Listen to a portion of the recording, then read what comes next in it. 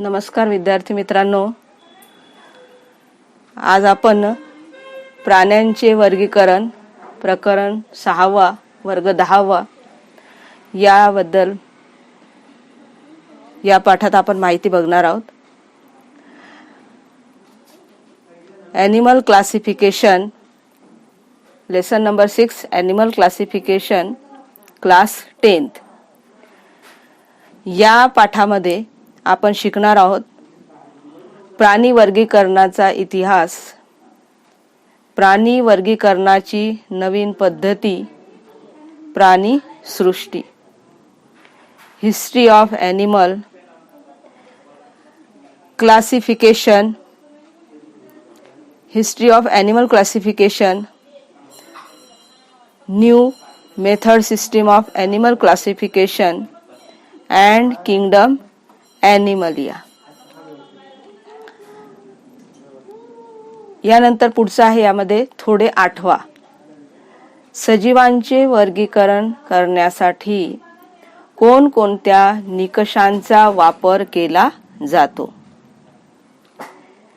Can you recall which criteria are used for classification of organisms? म्हणजेच सजीवांचे वर्गीकरण करण्यासाठी कोणकोणत्या निकष, क्रायटेरिया ज्याला म्हणतो आपण, किंवा या ठिकाणी म्हणता येईल आपल्याला ग्रुप, तर कोणकोणत्या निकषांचा यामध्ये वापर केला जातो? म्हणजेच या ठिकाणी वेगवेगळ्या ग्रुपमध्ये वर्गीकरण करताना कोणते क्रायटेरिया किंवा ज्याला म्हणता येईल आपल्याला नियम किंवा कंडिशन्स लावल्या जातात, हा त्याचा अर्थ आहे. आता यामध्ये पहिला क्रायटेरिया आहे सेल मध्ये न्यूक्लियस आहे किंवा नाही, या आधारावर क्लासिफिकेशन केले जाते. सेल म्हणजे ज्याला मराठीमध्ये आपण म्हणतो पेशी आणि न्यूक्लियस म्हणजे केंद्रक. तर या आधारावर दुसरा second criteria is unicellular body और मल्टीसेल्युलर बॉडी. दुसरा क्रायटेरिया आहे किंवा दुसरं वर्गीकरण करताना, ग्रुपमध्ये वर्गीकरण करताना दुसरा क्रायटेरिया आहे एकपेशीय सजीव आणि बहुपेशीय सजीव. त्यानंतर तिसरा क्रायटेरिया या ठिकाणी आहे प्रेझेन्स और absence of cell wall. Presence और ॲब्सेन्स ऑफ सेल वॉल म्हणजे या ठिकाणी पेशी भित्तिका आहे किंवा नाही, प्लांट सेल और ॲनिमल सेल. तर या आधारावर देखील वनस्पती या ठिकाणी वर्गीकरण करण्यात येते. प्लांट सेल और ॲनिमल सेल, वनस्पती पेशी किंवा प्राणी पेशी या आधारावर वर्गीकरण करण्यात येते. त्यानंतर चौथा आहे या ठिकाणी क्रायटेरिया मोड ऑफ न्यूट्रिशन.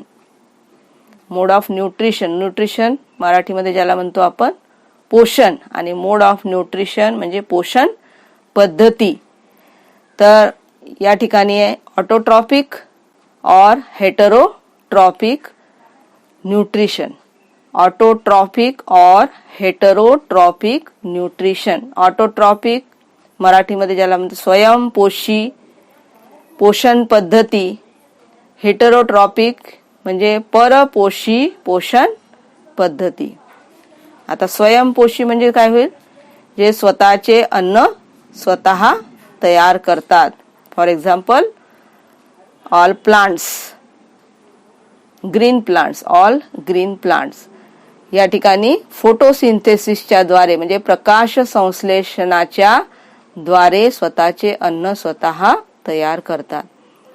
दुसरा आहे हेटेरोट्रॉपिक म्हणजे परपोषी पोषण पद्धती. तर ज्या स्वतःचे अन्न स्वतः तयार करू शकत नाही त्याला म्हणतो आपण परपोषी, इंग्रजीमध्ये हेटेरोट्रॉपिक. तर यामध्ये आहेत ॲनिमल्स. या क्रायटेरियावर, आता हे जे वरती जे 4 क्रायटेरिया सांगितलेले आहेत, तर या क्रायटेरियावर ऑर्गॅनिझम्सचे म्हणजे सजीवांचे क्लासिफिकेशन केलं जाते. त्यानंतर पुढचं आहे, you have studied the classification of living organisms in earlier classes. The living organisms present around us are mainly plants and animals. We have studied the criteria of their classification. With the help of that, complete the following chart. तर या ठिकाणी तुम्ही मागील इयत्तेमध्ये वाचलेलं आहे, सजीवांच्या वर्गीकरणाची माहिती घेतलेली आहे आपण मागच्या 8व्या वर्गामध्ये, 9व्या वर्गात. मागील इयत्तेमध्ये आपल्या सभोवताली आढळणारे सजीव म्हणजे प्रामुख्याने वनस्पती आणि प्राणी, तर त्यांच्या वर्गीकरणाचे देखील विविध निकष आपण अभ्यासलेले आहेत. तर त्याच्या आधारे आपल्याला जो तक्ता दिलेला आहे, ओघ तक्ता ज्याला म्हणतो आपण, हा चार्ट, खाली दिलेला चार्ट जो आहे तो आपल्याला पूर्ण करायचा आहे. तर सगळ्यात आधी सजीवांचे वर्गीकरण. Living organisms are classified mainly 2 categories. One is prokaryotic and second is eukaryote. Prokaryote and second eukaryote. तर प्रोकॅरियोट ज्याला आपण म्हणता येईल पुरातन, याची स्पेलिंग आहे PROKARYOTE.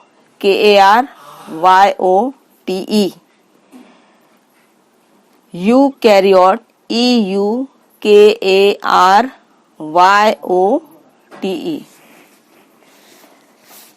त्यानंतर प्रोकॅरियोट याचा पुन्हा क्लासिफिकेशन आहे सृष्टी मोनेरा, मराठीमध्ये सृष्टी मोनेरा, टेबलमध्ये बघाल तुम्ही सृष्टी मोनेरा. इंग्रजीमध्ये आपण त्याला म्हणू किंगडम मोनेरा. दुसरा आहे यूकॅरियोट.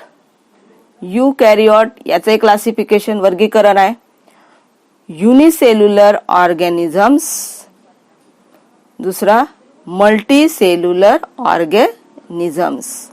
युनिसेल्युलर ऑर्गॅनिझम्स म्हणजे एकपेशीय सजीव, मल्टीसेल्युलर ऑर्गॅनिझम्स बहुपेशीय सजीव. त्यानंतर युनिसेल्युलर ऑर्गॅनिझम्सच्या खाली बघायचं आहे तक्त्यामध्ये, या चार्टमध्ये युनिसेल्युलर ऑर्गॅनिझम्स याचा सृष्टी. सृष्टी कोणती आहे? प्रोटिस्ट, इंग्रजीमध्ये किंगडम प्रोटिस्ट. त्यानंतर आहे मल्टीसेल्युलर ऑर्गॅनिझम्सचा पुन्हा classification, those with cell wall, those with cell wall, without those without cell wall. Cell wall present आहे आणि या ठिकाणी absent आहे. those with cell wall, without those without cell wall. यानंतर पुढचा आहे those with cell wall.